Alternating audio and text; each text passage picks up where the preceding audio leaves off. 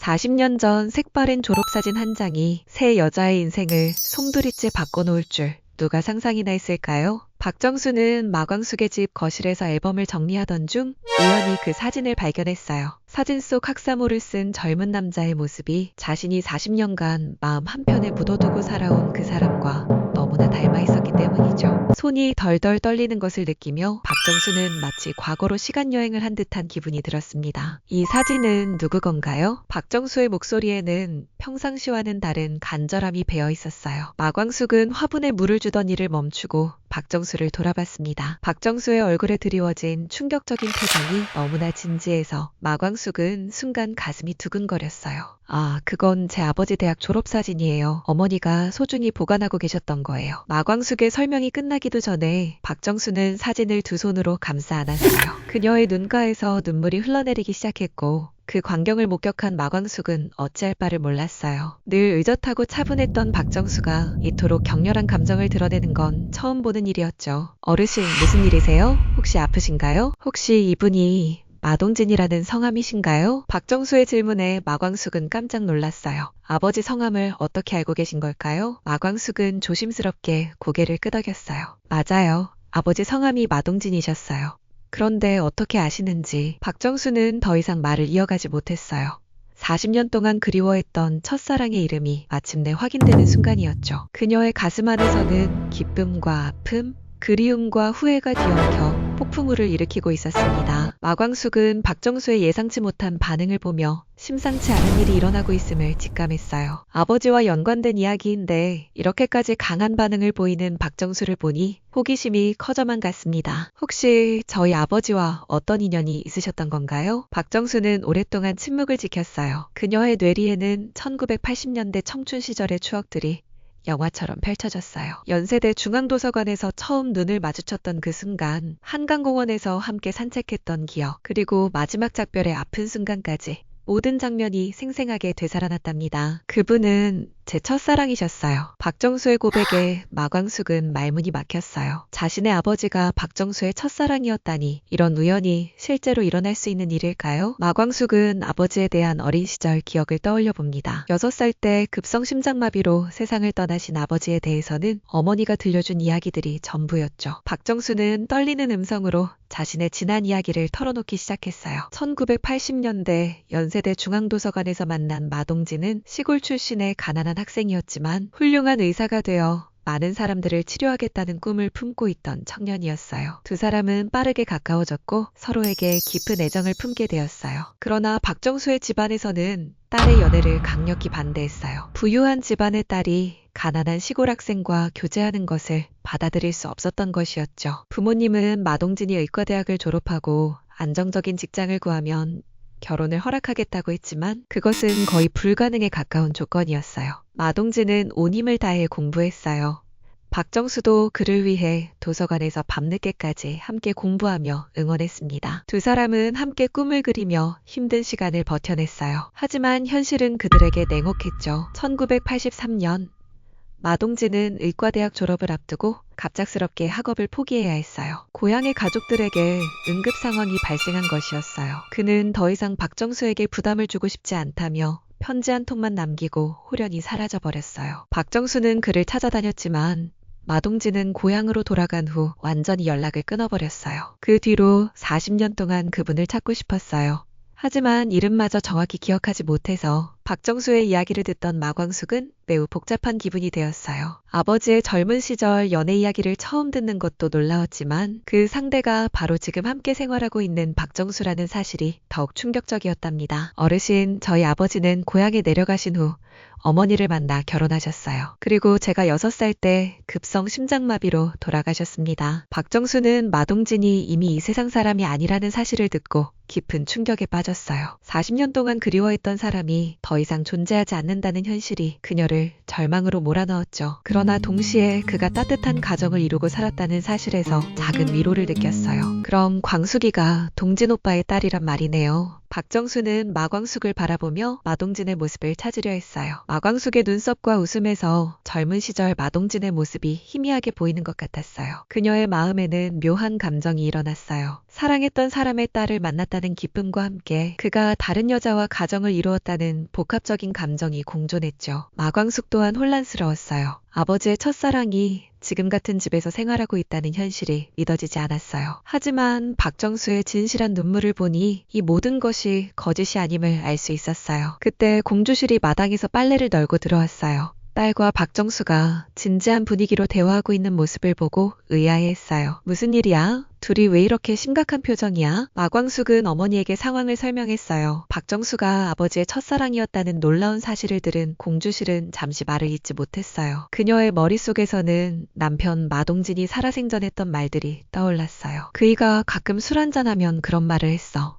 서울에 죄송한 분이 있다고, 자기 때문에 그분이 힘들어 하셨을 거라고. 공주실의 말에 박정수는 더욱 감정이 북받쳤어요. 마동진도 자신을 잊지 않고 있었다는 사실에 가슴이 벅차올랐어요. 그럼 동진 오빠도 저를 기억하고 계셨구나. 세 여자는 서로를 바라보며 운명의 신비로움을 실감했어요. 40년 전 헤어진 연인들이 이런 방식으로 다시 만나게 될 줄 누가 예상했을까요? 박정수는 마동진의 딸과 아내와 함께 있다는 사실에서 묘한 평안을 느꼈어요. 그날 오후 마광숙은 박정수를 마동진의 묘소로 안내했어요. 박정수는 묘비 앞에 무릎을 꿇고 오랫동안 말없이 앉아 있었어요. 40년 만에 만난 첫사랑 앞에서 그녀는 하고 싶은 말이 산더미 같았지만 동시에 어떤 말도 나오지 않았죠. 동진 오빠, 저예요. 40년이나 늦었지만 왔어요. 박정수의 목소리는 떨리고 있었어요. 그녀는 마동진에게 지난 40년간의 이야기를 전하고 싶었어요. 그를 그리워하며 보낸 수많은 날들, 그리움으로 새하얀 밤들, 그리고 지금 이 순간의 복잡한 마음을 모두 말이에요. 오빠가 꿈꿨던 따뜻한 가정, 정말 아름다웠어요. 광숙이가 이렇게 훌륭한 사람으로 자랐고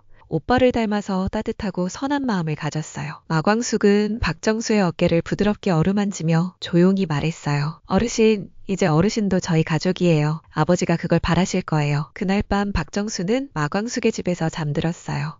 오랜만에 느끼는 가족의 따뜻함 속에서 그녀는 마음의 평화를 느꼈어요. 마동진은 비록 세상을 떠났지만 그가 남긴 가장 소중한 유산인 딸을 만나게 되었으니까요. 마광숙 역시 새로운 깨달음을 얻었어요. 아버지에 대해 더 깊이 이해하게 되었고 그의 젊은 시절 사랑 이야기를 통해 삶의 소중함을 다시금 깨달았죠. 하지만 며칠 후 예기치 못한 일이 일어났어요. 박정수의 치매 증상이 갑자기 악화되기 시작한 것이에요. 그녀는 마동진과의 추억에 사로잡혀 현실과 과거를 구분하지 못하게 되었어요. 어느 날 새벽 박정수는 혼자 집을 나서 옛날 마동진과 함께 다녔던 카페로 향했어요. 그곳에서 그녀는 마치 40년 전 그 시절로 돌아간 듯 마동진을 기다리고 있었어요. 동진 오빠, 왜 이렇게 늦게 오세요? 약속 시간이 지났잖아요. 박정수를 찾아온 마광숙은 그녀의 모습을 보고 가슴이 저며왔어요. 치매로 인해 시간 감각을 잃은 박정수는 자신이 20대 대학생이라고 믿고 있었어요. 어르신, 우리 집으로 돌아가요. 오늘은 카페 대신 집에서 따뜻한 차를 마셔요. 마광숙의 다정한 설득에 박정수는 서서히 현실로 돌아왔어요. 하지만 그녀의 상태는 점점 악화되어 갔어요. 마동진에 대한 기억만은 선명했지만 다른 모든 것들은 흐릿해져 갔습니다. 마광숙은 박정수를 돌보며 아버지에 대한 새로운 면을 발견했어요. 박정수의 이야기를 통해 아버지의 젊은 시절, 꿈과 열정을 알 수 있었어요. 그리고 그가 얼마나 책임감 있는 사람이었는지도 깨달았어요. 공주실 역시 박정수를 통해 남편의 또 다른 모습을 보게 되었어요. 처음에는 질투심이 들기도 했지만 시간이 지나면서 박정수에 대한 연민과 이해가 생겼죠. 결국 그녀도 사랑했던 사람을 잃은 같은 처지였기 때문이에요. 어느 날 박정수는 마광숙에게 말했어요. 광숙아, 내가 가끔 이상한 말을 해도 놀라지 마. 요즘 머리가 자꾸 헷갈려서. 마광숙은 박정수의 손을 잡으며 대답했어요. 어르신, 괜찮아요. 저희가 다 이해해요. 어르신은 이제 우리 가족이니까요. 하지만 박정수의 상태는 계속 악화되었어요. 어떤 날은 마광숙을 알아보지 못하기도 했고 어떤 날은 마동진이 살아있다고 믿기도 했죠. 그럴 때마다 마광숙은 인내심을 갖고 박정수를 돌봤답니다. 그런 와중에 또 다른 놀라운 사실이 밝혀졌어요. 박정수가 간직하고 있던 또 다른 사진에서 젊은 시절의 공주실 모습이 발견되었어요. 알고 보니 박정수와 공주실은 같은 고등학교 동창이었던 것입니다. 정수야, 너 정말 박정수 맞구나?